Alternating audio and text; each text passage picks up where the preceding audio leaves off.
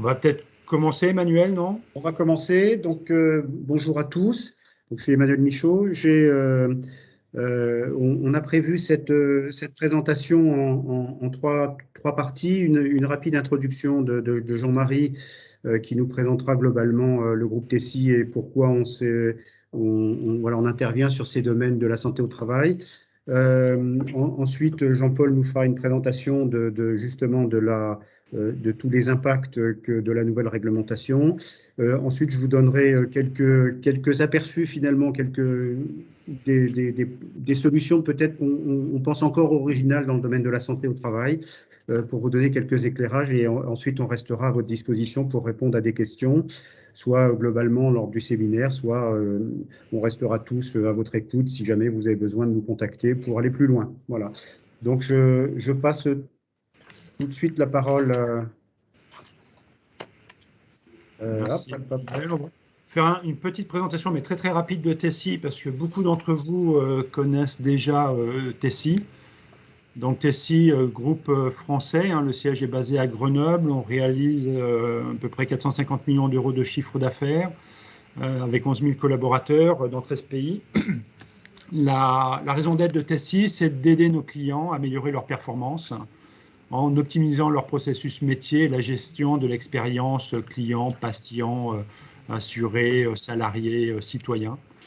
Comment? En associant à la fois des briques technologiques, des solutions technologiques et de l'expertise humaine. Donc, on a à peu près 80 offres au catalogue de Tessie. On a une douzaine d'offres dans le secteur de la santé, voilà, qui se résument sur 3 axes. Des solutions autour de la digitalisation des parcours patients, avec des solutions de préadmission en ligne, de vérification d'identité à distance, de signature électronique, de parapheur numérique, de recueil dématérialisé des consentements patients, des solutions autour de la gestion des documents de santé, des données de santé. Donc, et d'ailleurs, c'est une activité sur laquelle on intervient beaucoup avec les acteurs comme vous de santé au travail, sur la numérisation des dossiers salariés. Nous sommes certifiés numérisation fidèle, copie fiable, donc on numérise vos archives papier. Et après cette numérisation, on peut supprimer l'original papier et ne garder que la copie digitale. La copie digitale ayant valeur de l'original papier. On intervient sur la diffusion multicanal des documents. Alors, ça va être les convocations, mais ça va être aussi les contrats commerciaux, les courriers RH, etc. Et diffusion multicanal, c'est-à-dire que ça part par courrier traditionnel, par lettre commandée traditionnelle, par lettre commandée électronique, par mail, par fax, par MSS, messagerie santé sécurisée ou autre. On gère aussi toute la partie GED et archivage électronique, des solutions autour de l'antifraude documentaire.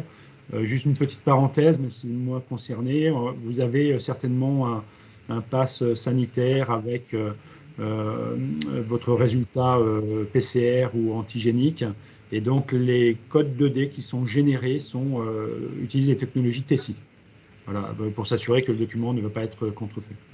Et puis le troisième axe, c'est tout ce qui est optimisation des fonctions support avec des activités de call center, donc des établissements de santé qui externalisent la réception des appels téléphoniques, de prise de rendez-vous, mais on fait aussi des appels sortants pour faire du recouvrement du reste à charge, pour faire de la prise de rendez-vous, pour faire appel à des donneurs ou autres.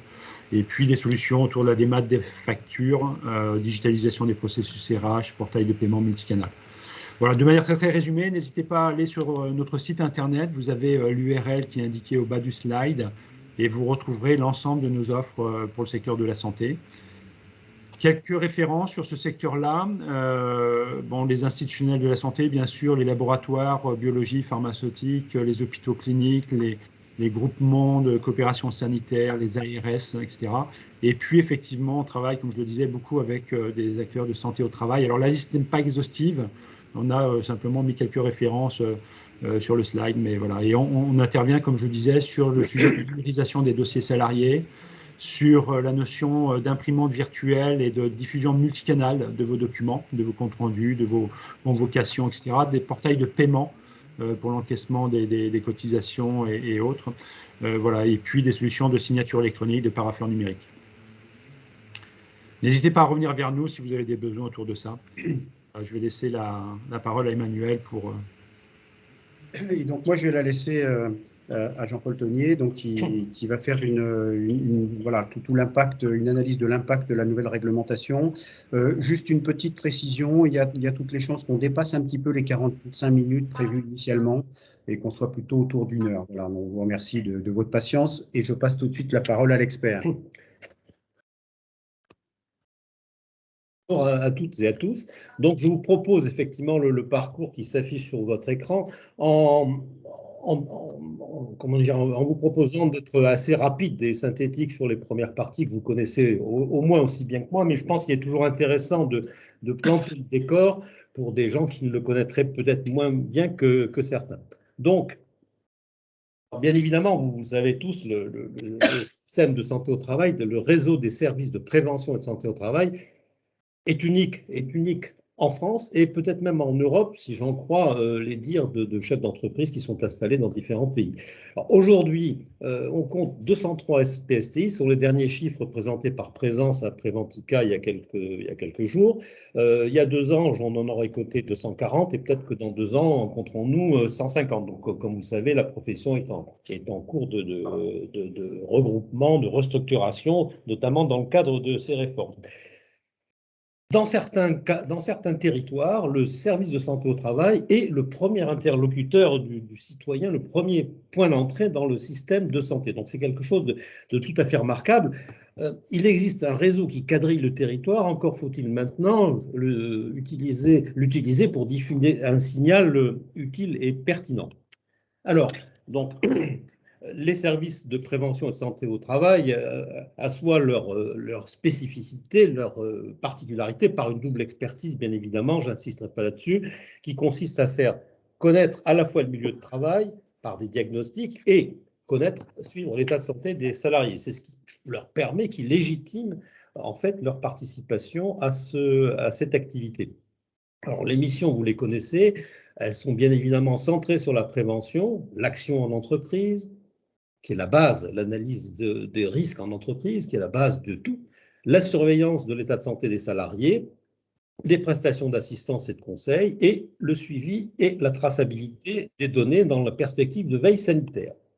Alors, c'est un univers qui est resté pendant assez longtemps à l'écart des percées technologiques.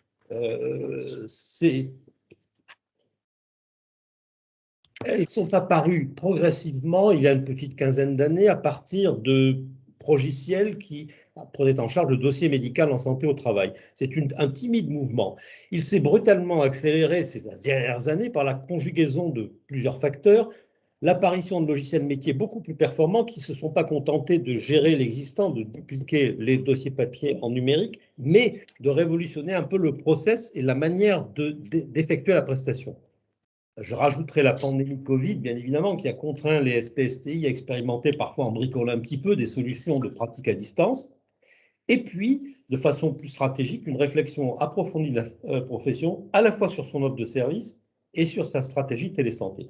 Et effectivement, si on prend quelques comparaisons avec des voisins comme l'Allemagne, moi j'avais pu voir en Allemagne, il y a une douzaine d'années maintenant, un service équipé d'installations d'imagerie médicale de pointe, dont des scanners, de laboratoires d'analyse chimique, biologique, toxicologique, et qui proposait en plus à leurs salariés et à leurs entreprises un espace numérique individuel. Donc ça existait déjà il y a quelques années dans un pays voisin. La loi du 2 août 2021 installe le digital au cœur de la santé au travail, c'est-à-dire qu'elle prend acte de la présence et de la nécessité du digital pour avancer parmi, notamment dans la direction des priorités qui sont les siennes, c'est-à-dire la prévention primaire, la sensibilisation, la formation des salariés, le maintien en emploi et la mise en place d'une gouvernance spécifique. Alors, évidemment,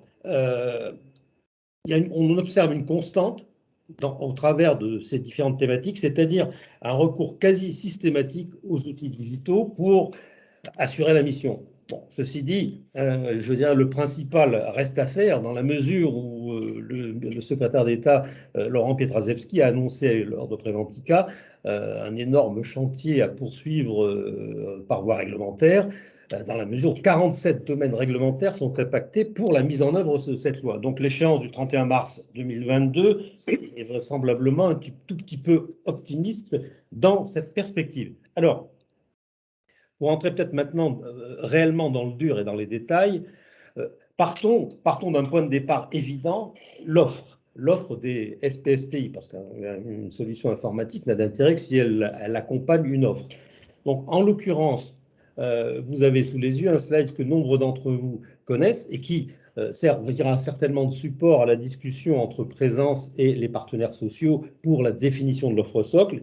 Il s'agit en fait du résultat du grand travail qui a été conduit par la profession pendant toute l'année 2019 au travers de 30 ateliers régionaux, interrégionaux qui l'ont donc mobilisé pour définir son offre de service à ses adhérents. Donc, à l'intérieur du cadre, vous voyez les grandes missions principales qui correspondent d'ailleurs un peu par anticipation à celles qui ont été définies par la loi.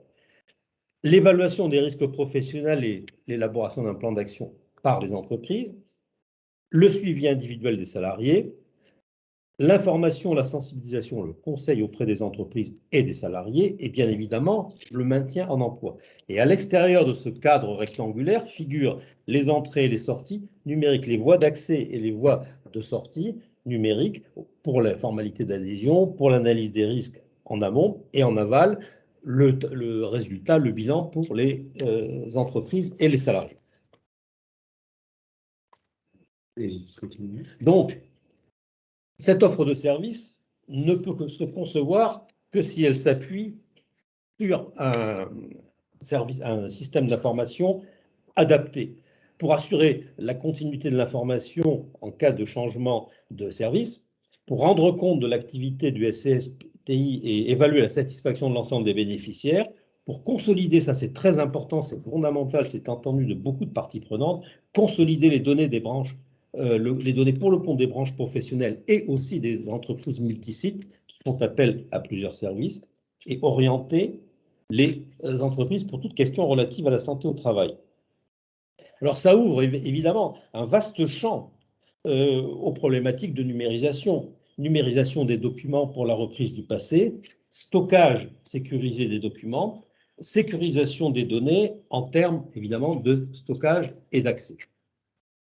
Alors, vous voyez sur le slide que l'illustration de la modernité qui commence maintenant à envahir sans limite les salles du centre de travail, donc avec l'espace entreprise qui permettra donc au chef d'entreprise et à l'adhérent d'avoir ces informations et son lien permanent avec les salles du centre de travail, et bien évidemment l'espace salarié qui permettra de maintenir le lien au travers des temps et entre les différentes visites entre le salarié et le salle du centre de travail.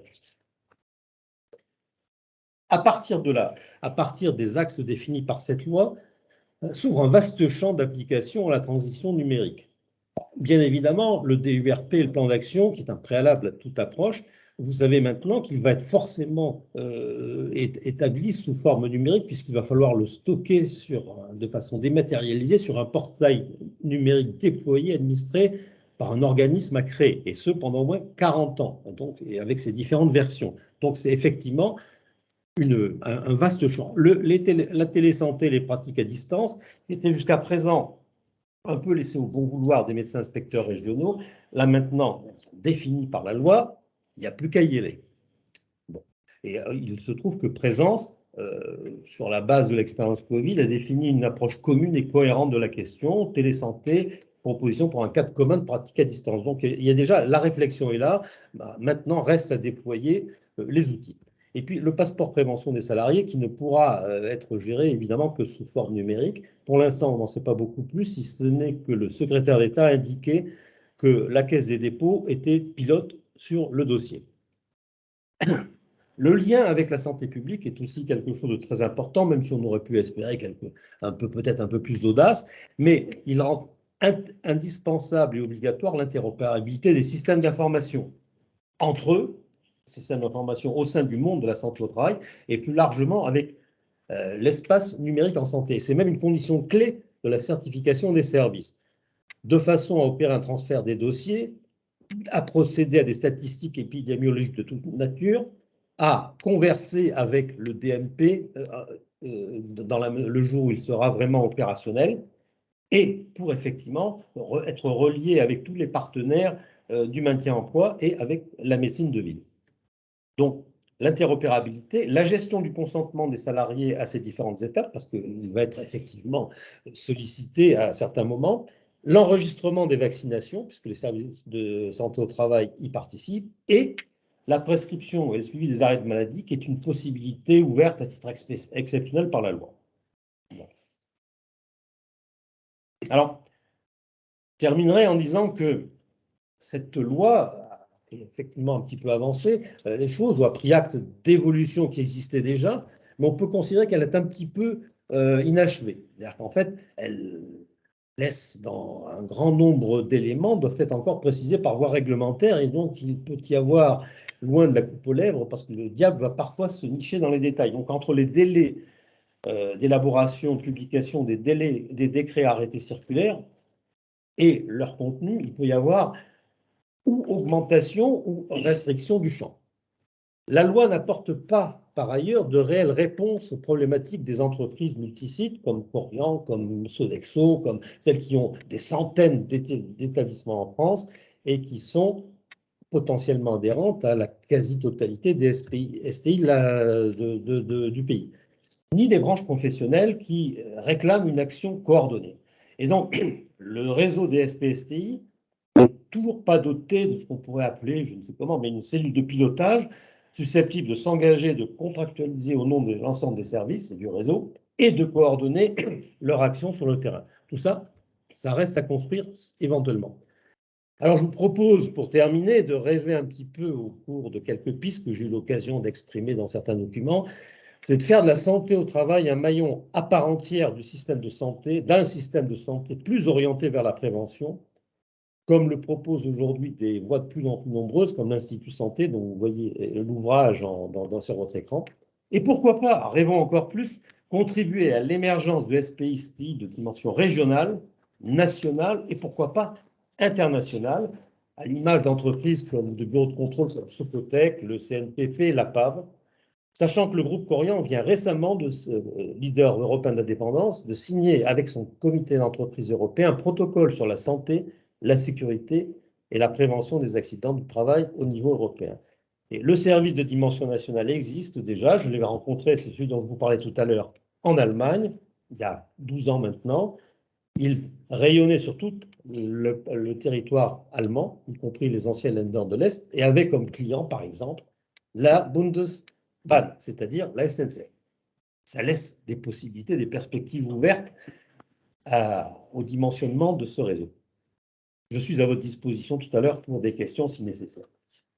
Merci Jean-Paul. Juste, si vous pouvez nous préciser, on voit apparaître deux logos, Crystol et Cheers, et puis un ouvrage auquel vous avez contribué. Est-ce que vous pouvez nous expliquer rapidement ce qu'il en est?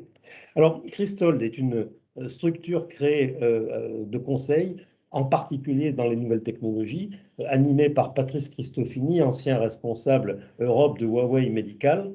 Cheers est la structure de conseil en santé que j'ai moi-même fondée. Quant à l'Institut Santé, c'est une think tank animée par Frédéric Bizard, un économiste de la santé que vous avez l'occasion d'écouter de temps en temps sur BFM, sur LCI, et donc qui vient de publier un ouvrage de réflexion générale destiné à alimenter la réflexion des candidats à l'élection présidentielle sur une approche de la santé, une approche globale et non pas une approche par silo, parcellaire, éventuellement clientéliste, une approche qui ne confond pas la santé, qui est un objectif, avec le soin et l'offre de soins. Je vous incite à vous rendre sur le site de l'Institut si vous voulez en savoir plus. Merci de cette synthèse. Je pense qu'on bénéficie de vos quelques dizaines d'années d'expérience dans ce domaine. En tout cas, encore merci de l'avoir fait dans le temps imparti, qui était effectivement assez court. Alors, on a effectivement, nous aussi, quelques expériences qui pourraient être utiles. au monde de la santé au travail, surtout dans cet aspect de modification profonde liée à la réglementation et peut-être plus globalement l'évolution de la société, donc qui appuie plus sur la prévention au travail, l'individualisation de la relation, etc., auquel le digital peut réellement apporter quelque chose. On a pris un parti un peu rapide, mais on pourra répondre à toutes les questions, soit en bilatéral, soit en fin de présentation. J'ai pris le parti de vous présenter que des solutions qui sont encore un petit peu innovantes, en passant un peu sous silence ce que nous, on fait chez Tessie depuis des dizaines d'années, qui sont les solutions d'interopérabilité qui permettent de recevoir des flux et de les émettre dans les formats de santé, hein, qui est vraiment au cœur de nos solutions de santé. On s'est doté d'outils qui s'appellent des EAI, qui permettent d'échanger ces flux. On a exclu aussi de la présentation d'aujourd'hui tout ce qui était archivage et dématérialisation des dossiers de salariés, une expertise qu'on a à la fois sur des dossiers patients et sur des dossiers de salariés avec plusieurs de SPSTI. Et puis, comme l'a précisé aussi Jean-Marie tout à l'heure, tout ce qui touchait au courrier sortant multicanal, qui finalement au quotidien sont des choses que l'on connaît bien. Alors, en tout cas, je l'espère que vous savez maintenant que Tessie peut vous aider dans ces domaines-là. Alors, pour revenir sur ma présentation, quelques éléments de contexte qui sont finalement des éléments liés à la société, qui touchent beaucoup le monde de l'hôpital, etc., pour lequel on travaille pas mal, mais qui nous impactent aussi en tant que spécialiste de la santé au travail, tout autant qu'on est aujourd'hui, et puis bien sûr qui nous impactent en tant que salariés, patients, finalement citoyens. Donc, le développement de tout ce qui est l'ambulatoire et au-delà de l'ambulatoire, la volonté finalement et la possibilité aujourd'hui de réduire le temps de présence dans les locaux, hein, que ce soit des SPSTI, que ce soit l'hôpital, que ce soit même le rendez-vous avec le médecin. Le vieillissement de la population et qui est lié aussi au troisième point, les maladies chroniques, où finalement on s'aperçoit que on n'est plus dans un épisode de soins ou un épisode médical extrêmement court, mais dans une approche au long cours, avec la nécessité de prendre en considération des parcours qui peuvent durer plusieurs années, en tout cas on l'espère. Les pénuries de médecins, ou plus exactement de temps médical disponible, et au-delà des médecins, bien sûr, de tous les soignants qui, particulièrement dans la période actuelle, est très, très sollicité. Et puis, un point qui est extrêmement important, c'est la nécessité de constituer et de valoriser les données de santé qui permettent de mieux soigner, de mieux suivre, de faire plus de prévention et de s'orienter plus efficacement sur des méthodes, des mécanismes, des systèmes qui permettent de mieux prendre en charge les personnes. Tout ça dans un contexte général sociétal lié finalement à la place du patient, la place du malade, la place de l'humain dans la relation, entre autres avec un médecin qui change beaucoup. La loi Kouchner n'étant qu'un des épisodes finalement, hein, de 2002, mais c'est assez fondateur dans la relation patient-médecin ou salarié médecin du travail.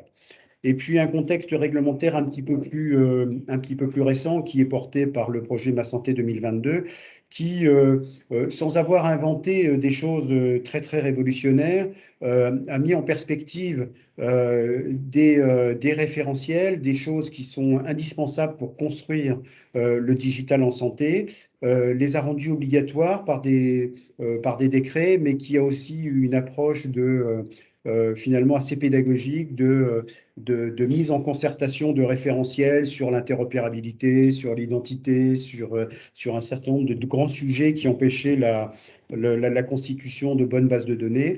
Et effectivement, une fois ces concertations faites, ont imposé ces référentiels. Et donc, ça a vraiment changé les choses, hein. Clairement, je ne fais pas de politique. Ça fait longtemps qu'on attendait ces solutions, entre autres l'identité numérique, sur lequel on reviendra un petit peu. Mais aujourd'hui, elles sont vraiment rentrées dans la relation avec, comme le disait notre expert tout à l'heure, un décloisonnement qui est en train de s'opérer entre la médecine de ville, l'hôpital, la médecine du travail, etc. Alors, c'est un sujet qui me tient à cœur, c'est les problématiques d'exclusion et d'inclusion. il ne faut quand même pas oublier qu'une grande partie de la population, une partie significative en tout cas de la population, n'a pas accès au digital, ne sait pas faire, a souvent des difficultés à utiliser le digital, voire ne parle pas français, voire est dans une situation de handicap qui lui pose des problèmes pour utiliser un smartphone ou un ordinateur. Et sans compter des problématiques que l'on connaît bien, qui sont médiatisées, qui sont liées à la sécurité des données. Hein. On entend parler des cyberattaques sur les hôpitaux qui sont assez catastrophiques à plein de niveaux. Pour l'hôpital, bien sûr, parce qu'il se retrouve dans une situation de crise. Pour le patient, parce qu'effectivement, il se demande ce qu'on a fait de ces données et à quoi ça va pouvoir servir. Et puis pour le système, globalement, qui doit mettre en place des solutions digitales, alors que la confiance n'est pas forcément là. Donc, ces problématiques de fraude sont extrêmement préjudiciables à l'ensemble du développement digital dans le domaine de la santé. Alors, j'ai choisi de vous présenter 5 de nos réalisations qui, par analogie, vous permettront dans d'autres domaines, hein, qu'on a développés dans d'autres domaines que la santé au travail, mais qui, par analogie, vous permettront de voir ce qu'on peut faire avec des solutions qui sont basées sur des technologies de confiance numérique. Donc, le premier, c'est l'identification. Alors, je cite Manuel Oliver, qui est un des grands spécialistes de l'identité numérique dans le domaine de la santé, avec l'obligation d'utiliser l'INS pour les échanges et pour la gestion des dossiers de patients ou salariés, etc. Donc, ce qui est intéressant, c'est qu'aujourd'hui, il y a une identité qui existe et qu'on peut l'utiliser. Et elle est constituée, comme tout le monde le sait globalement, d'un matricule, hein, qui est notre numéro de sécurité sociale, pour faire simple, avec une autorisation de la CNIL, ce qui n'était pas le cas jusqu'à présent, de l'utiliser. Associer ce numéro à ce qu'on appelle des traits d'identité qui permettent de qualifier de façon certaine le dossier ou la personne que l'on a en face de soi. Ces traits d'identité sont classiques, hein, c'est le nom, le prénom, la date de naissance, le lieu de naissance et le sexe, qui permettent de gérer toutes les problématiques de doublons, de télescopage de dossiers, voire d'usurpation d'identité. Alors, ce qui est intéressant dans l'approche de l'Agence du numérique en santé, c'est qu'ils ne se sont pas contentés d'imposer un identifiant. Ils ont demandé au terrain, aux gens de terrain, donc les cellules d'identito-vigilance, les GRIV, hein, les groupements d'identito-vigilance régionaux, etc., de rédiger un référentiel. Voilà, et qui s'appelle le référentiel national d'identito-vigilance et qui explique, hein, qui est le mode d'emploi de l'identité numérique nationale en santé dans le domaine en France en tout cas. Donc, ce qui est intéressant de retenir, c'est qu'il existe un identifiant, il existe une méthode et elle s'appuie sur des réglementations qui permettent de gérer correctement cette identité. On a été retenu il y a maintenant quelques mois par le GIE Sésame Vital pour faire de l'identification dite substantielle des demandeurs de carte vitale qui sera dématérialisée. Voilà. Donc, le parcours pouvant être 100% digital, hein, il n'y a même plus d'envoi physique de la carte puisqu'elle sera sur votre téléphone mobile. Et le GIE Sésame Vital avait une problématique donc d'identification de façon certaine, hein, on dit substantielle, hein, quasi certaine, équivalente à un face-à-face quand vous êtes dans une caisse régionale ou face à votre médecin. Et cette solution associe de la biométrie, du contrôle de pièces d'identité assez classique, on reviendra sur cette partie-là, et puis des agents assermentés qui vérifient qu'effectivement on a affaire à la bonne personne. Cette identité avec dite preuve de vie, hein, la preuve de vie étant liée au fait qu'on associe un selfie avec une intelligence artificielle qui vous demande de bouger votre téléphone, de vous mettre de profil, de sourire, de dire quelque chose, etc. Associé à la photo qui est sur la pièce d'identité qui a été vérifiée, et même si la photo a 10 ou 15 ou 20 ans, l'algorithme biométrique permet de discriminer de façon quasi certaine le fait que ce soit vous sur la photo et sur le selfie. Et donc, ça permettra d'avoir une identification certaine dans ce que quasiment tout le monde maintenant connaît, qui est France Connect, qui permettra d'utiliser cette identité numérique provenant du monde de la santé dans les différentes applications et donc de sécuriser derrière tous les process, entre autres de partage de données de santé. La deuxième solution que l'on vous propose, c'est de travailler, juste un petit éclairage de 2 minutes, c'est la signature électronique. Alors la signature électronique, elle a de ça d'intéressant, c'est que ça permet de déboucler un processus qui a été initié en ligne, complètement en ligne. Aujourd'hui, si on est obligé de... Oui, allô? Oui, excusez-moi, il y a quelqu'un qui a son micro. Voilà. Si on a un processus qui est initié en ligne avec, on remplit un formulaire ou un document ou un contrat, si derrière on est obligé d'imprimer le contrat et l'envoyer par la poste ou voir le déposer dans un bureau et de signer devant une personne tierce, effectivement on n'a pas le bénéfice de l'ensemble des solutions digitales. Et donc la signature électronique devient un élément extrêmement important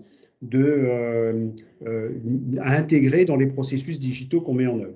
Et là juste un petit élément important quand même, c'est que le niveau, la solidité de la signature électronique, elle dépend de l'identité, de la solidité de l'identification initiale que l'on a pris.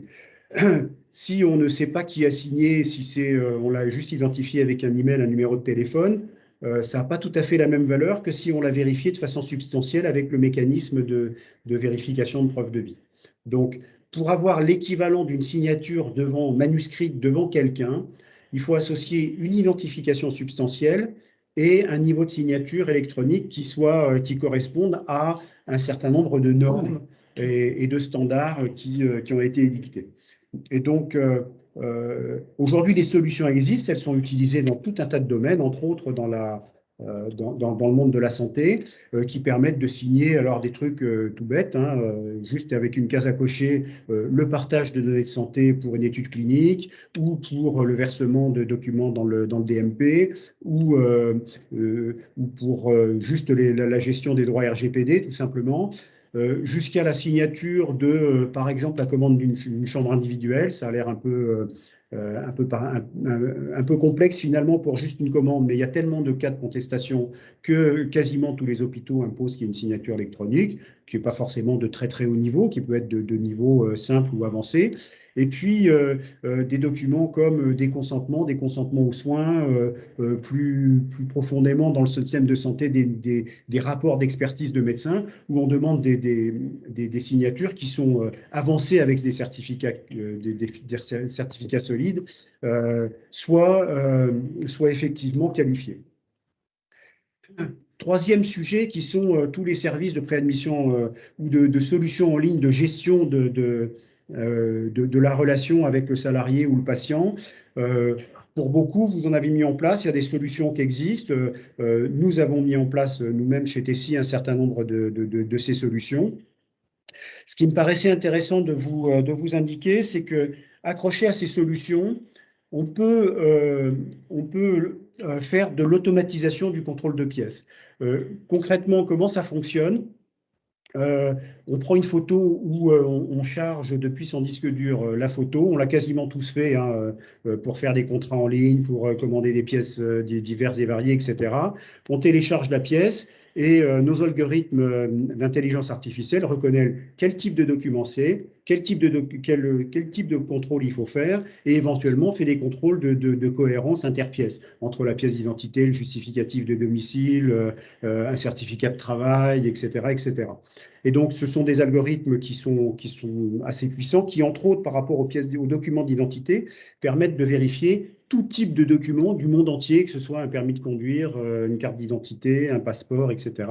Et puis, tous les justificatifs et documents qui sont utilisés dans la vie courante et qui peuvent être utilisés en ligne. Donc là, ça peut être complètement automatisé. Ce qu'on restitue à la fin, ce que notre solution, notre automate restitue à la fin, c'est un fichier avec les données qui ont été récupérées dans le document et puis une évaluation de la qualité du document. Est-ce que c'est une carte qui peut éventuellement avoir été falsifiée avec un niveau de confiance sur le document qui a été établi. L'autre point que là aussi j'aborderai de façon très très rapide, ce sont la gestion des consentements. Alors le consentement, juste un petit rappel, il y en a 4 types importants, hein, il y en a plein d'autres, hein, en tout cas dans le domaine du médical, il y en a 4. Il y a ceux qui sont que je nomme autour du RGPD, le Règlement général sur la protection des données personnelles, et là on est dans le domaine du partage de données, avec 2 grands référentiels aujourd'hui qui existent, qui est la participation à une étude clinique avec des référentiels, méthodologie de référence, etc. Et puis le partage de données de santé en dehors de l'équipe de soins. Comme vous le savez, un consentement, vous ne pouvez pas refuser de donner des informations médicales à votre médecin parce qu'il ne pourrait pas vous soigner concrètement. Par contre, si votre médecin veut transmettre votre dossier en dehors de l'équipe de soins, il est obligé de recueillir votre consentement. Les deuxièmes types de consentement sont les consentements qui sont, que j'ai appelés interventionnels, hein, qui effectivement impliquent la personne humaine, comme le dit la réglementation. Et là, il y en a 2 grands types. Il y a ceux qui sont l'acceptation des soins, quand on va se faire opérer à l'hôpital, etc., sur lequel il y a tout un article du Code de la santé publique. Et là, on a affaire à des patients. Et puis ceux qui sont liés à des essais cliniques, qui sont assis sur 2 types de réglementation, le santé publique et les méthodologies de référence. Et là, on a des volontaires, donc il y a des participations à des études cliniques. Donc, dans le domaine de la santé au travail, on serait plutôt autour du partage de données de santé, de l'alimentation, de l'autorisation d'alimenter le DMP ou de conserver des données médicales sur le long terme, voire de les transmettre de façon anonymisée dans des études cliniques. Donc là, il y a des solutions qui sont, en tout cas la solution que nous, on a développée est une solution qui donne grand cas à l'éducation du volontaire, du patient, du salarié, etc., préalablement à lui faire signer, puisque le principe du consentement, c'est pas de faire signer un document, le principe du consentement, c'est de donner les éléments suffisants pour que la personne qui est en face de vous puisse prendre une décision libre et éclairée comme le veut la loi. Et donc, nous, le parti qu'on a pris, c'est de constituer, mettre à disposition de la personne des éléments, des vidéos, des interviews, des petits motion design qui expliquent bien comment on va être soigné, etc., qui permettent derrière à la personne de prendre une décision libre et éclairée et de signer un consentement de façon optimale. Par exemple, c'est une solution qui peut être mise en place pour tout ce qui est prévention, où en fait la plateforme met à disposition du salarié des informations qui peuvent être très très personnalisées. Et puis, on a la trace qu'effectivement, cette personne, elle a ouvert le document, pris connaissance des informations qui sont dedans, éventuellement répondu à des questions, un petit QCM, hein, en disant est-ce que vous avez bien compris, c'est ça, etc. Et qui garde la trace d'un document, d'un PDF avec éventuellement la possibilité de poser des questions en ligne, tout ça notarisé, entre guillemets, hein, dans un document qui est conservé. Donc c'est une solution qu'on a voulu très très simple avec un portail patient, un portail volontaire ou salarié, la mise à disposition d'informations spécifiques et donc la constitution d'un consentement qu'on veut dynamique, c'est-à-dire comme le salarié par exemple a la possibilité de revenir en permanence sur ces consentements, hein, comme le veut la loi. Il est important qu'il ait un espace disponible, un espace patient dans lequel il puisse interagir et qu'il puisse revenir sur les différents consentements qu'il a pu donner. 3 points d'intention qui nous paraissent importants de préciser. Quand on parle de solutions digitales, on parle d'interopérabilité. Et donc là, c'est important d'utiliser des standards, des solutions qui structurent les messages, les échanges, les fichiers, les documents, etc., dans les bons standards. Pour nous, on est beaucoup autour des standards de santé autour de HL7, hein, très, très clairement, et les anciennes versions.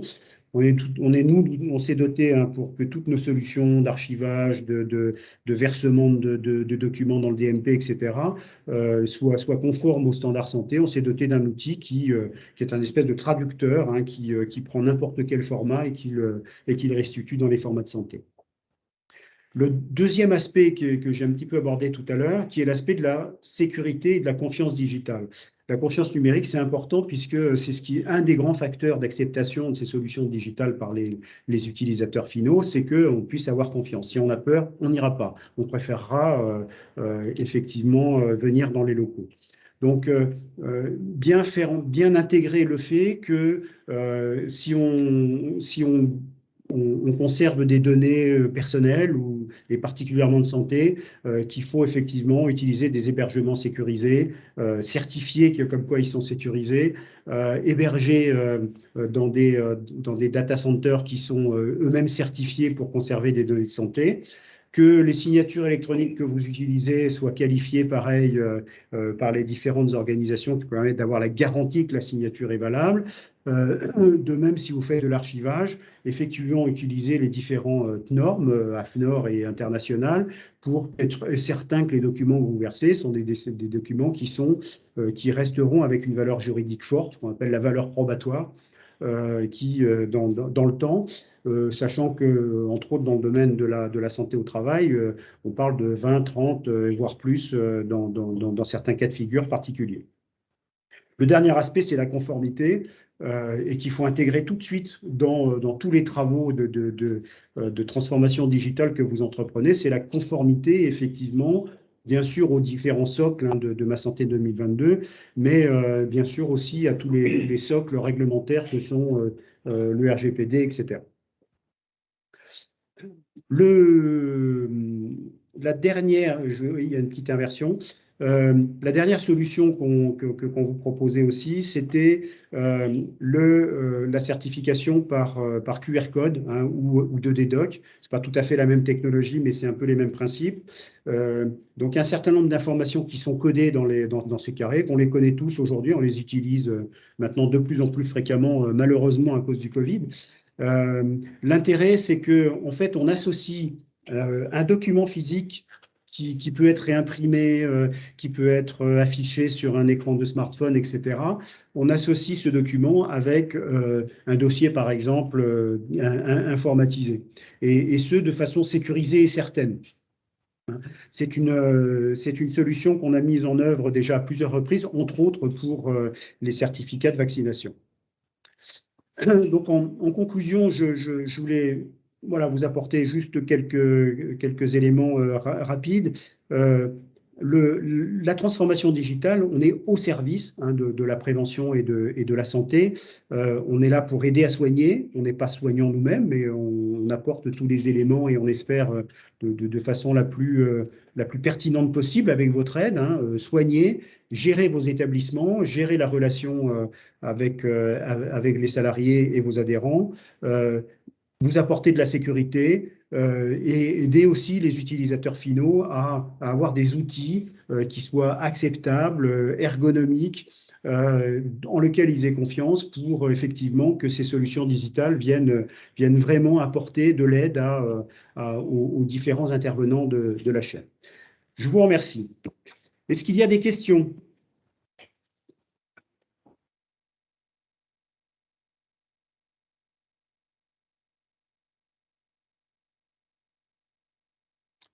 Allô ?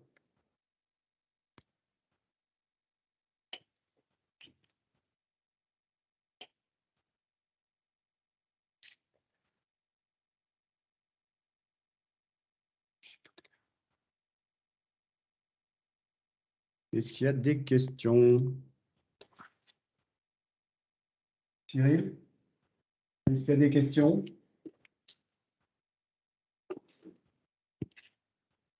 Pas de questions. Pas de questions. Moi, j'avais une petite question.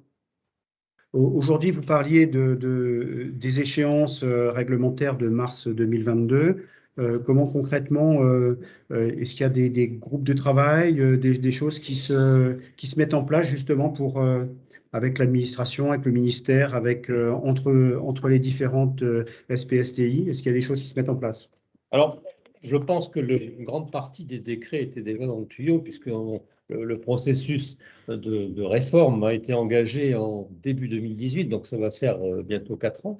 Les projets de loi successifs ont circulé entre le Sénat et l'Assemblée nationale, et donc là, c'est le maître d'œuvre de ces décrets, c'est le ministère du Travail et le secrétaire d'État aux retraites et à la santé au travail et leur cabinet, les directions techniques. Alors, évidemment, les parties prenantes, au sens large du terme, que ce soit les employeurs, les salariés, les syndicats de salariés et les représentants des SPSTI, en l'occurrence Présence, ont été longuement entendus à diverses reprises par les pouvoirs publics, par les cabinets ministériels, mais je n'ai pas connaissance d'une pratique courante des administrations de réunir des groupes de travail pour écrire des décrets.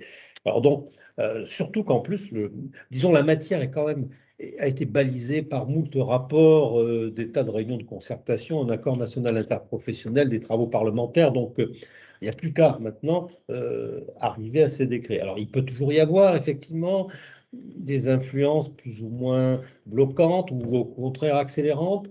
En tout cas, le secrétaire d'État Laurent Pietraszewski a annoncé il y a une dizaine de jours, 15 jours maintenant, quasiment jour pour jour après Ventica, que ça impactait 47 domaines réglementaires et que la priorité allait être donnée d'ici le 31 mars à 2 sujets principaux. Le premier, c'est la mise en place de l'instance de gouvernance, le fameux CNSPT, ou l'anagramme, le comité de prévention en santé au travail, qui va être installé au sein du comité d'orientation des conditions de travail. Et c'est d'autant plus important de commencer par là que c'est ce comité qui va travailler sur l'offre socle, qui va définir les modalités de l'offre socle et qui va définir les modalités de la certification et qui va peut-être aussi tracer le cadre de conservation du DURP. Donc, c'est une instance fondamentale.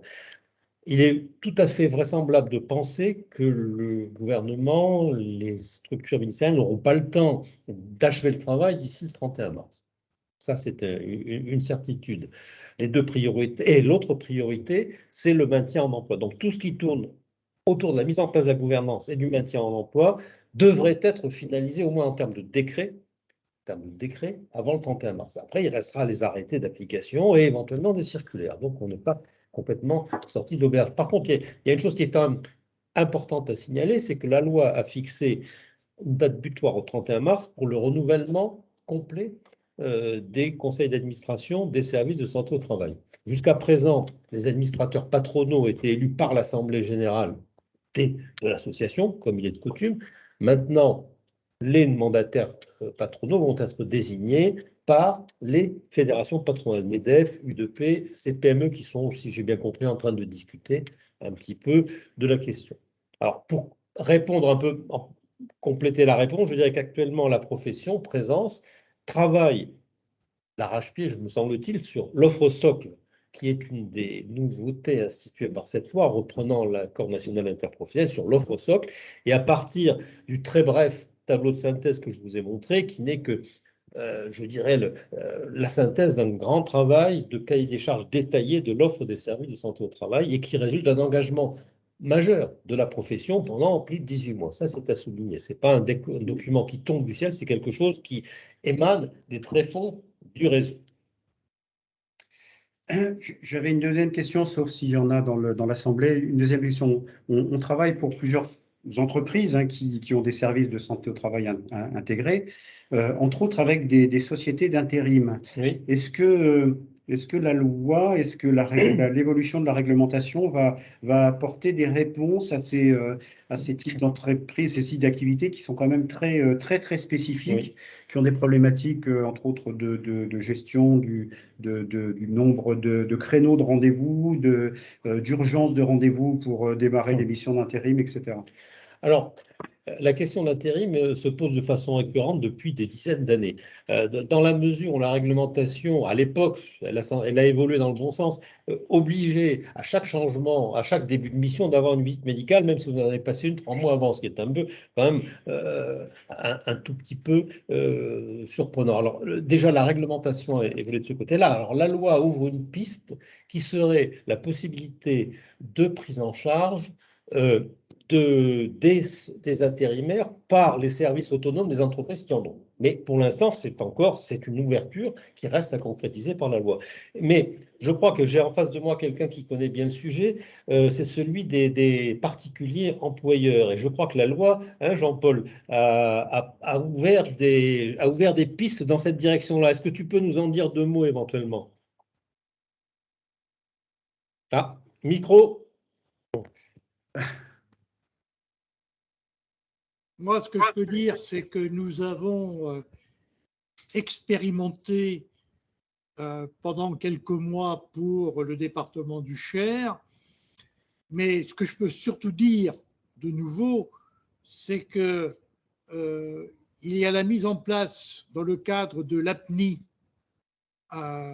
une section santé au travail qui va se mettre au travail. Hein, elle a une réunion jeudi matin. Mais tout est à construire. Tout est à construire. C'est-à-dire que ce que nous avons expérimenté dans le Cher, ce n'est pas ce qui apparaîtra dans les futures procédures. Bon, moi pour le moment, j'attends. Hein, je vais participer bien évidemment au groupe de travail avec ma casquette de président de la FEPEM pour la région centre. Hein, mais j'y vais aussi avec ma casquette de président d'un service de santé au travail pour voir ce qui peut véritablement être fait. J'attends. Moi, ma grosse crainte pour le moment, c'est que on ait tendance à vouloir oublier l'humain au cœur de ce que l'on veut mettre en place. Et l'expérience que nous avons vécue dans le Cher a montré que ça marchait bien si l'humain était là, au cœur du système. Et je crains fort que certains de mes collègues aillent vers quelque chose de beaucoup plus automatisé, téléphoné ou autre, ce qui ne me semble pas être la solution pour l'aspect singulier du secteur des particuliers employeurs et de leurs salariés. Moi, j'ai beaucoup d'inquiétudes là-dessus. Je vais rester vigilant, mais je ne pense pas que ma voix compte beaucoup. Hein, mais je m'en fous. Je m'en fous. Moi, ce que je peux vous dire, c'est que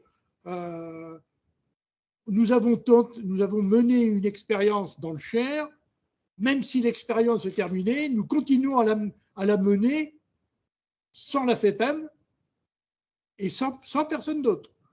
Hein, c'est-à-dire qu'on fait avec le stock que nous avons récupéré de mandats et nous continuons avec les employeurs et avec leurs salariés. C'est-à-dire que, mais ça c'est mon habitude un peu dans tous les domaines, c'est que j'attends pas beaucoup des autres. Hein, je préfère faire marcher l'intelligence collective de l'équipe pour avancer. Voilà. Merci. Je voudrais compléter la réponse à votre question sur les intérimaires en élargissant un petit peu le champ, comme j'ai commencé à le faire tout à l'heure, à ce qu'on appelle par commodité de langage les entreprises multisites, c'est-à-dire des entreprises.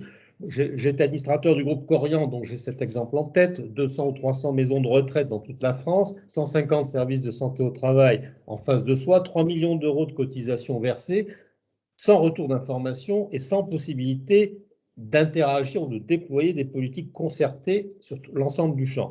Et ça, force est de constater que la loi n'a pas traité cette question. Alors, peut-être des outils informatiques permettront-ils effectivement de faciliter la chose, transfert de données, interopérabilité, mais il faut quand même un pilote dans l'avion, quelqu'un qui coordonne l'ensemble des services. Et ça, pour l'instant, On n'y est pas. C'est pareil pour les branches professionnelles. J'avais été sur d'autres confronté à ce sujet en travaillant pour la branche professionnelle de la coiffure.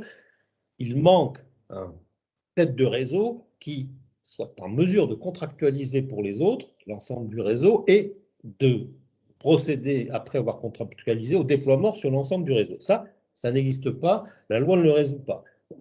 Peut-être y viendrons-nous un jour. Et évidemment, tous les outils informatiques actuels et futurs permettront d'aller faciliter l'accès à cette voie. Je voudrais juste compléter en conclusion, parce que je vois qu'il est déjà midi, les propos de M. Vadreau sur l'humain au centre. Hein. C'est nous, notre expérience de la transformation digitale depuis une quinzaine d'années, c'est qu'à chaque fois qu'on l'a oublié, à chaque fois qu'on a automatisé pour automatiser, ben on s'est planté, on a fait des solutions qui finalement n'étaient pas vraiment utilisées et pas forcément utiles. Là, notre approche, aujourd'hui, on a beaucoup travaillé sur les problématiques d'interface, d'utilisabilité, en fait, hein, d'ergonomie, etc.